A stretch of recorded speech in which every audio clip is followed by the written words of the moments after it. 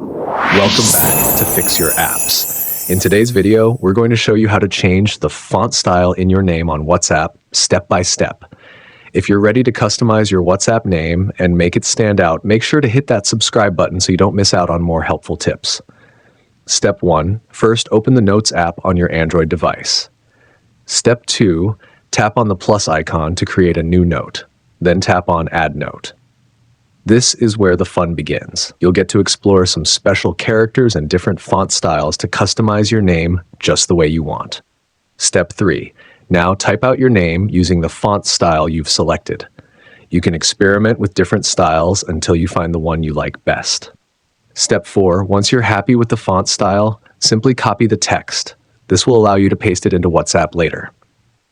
Step 5. Next, open the WhatsApp app on your Android device.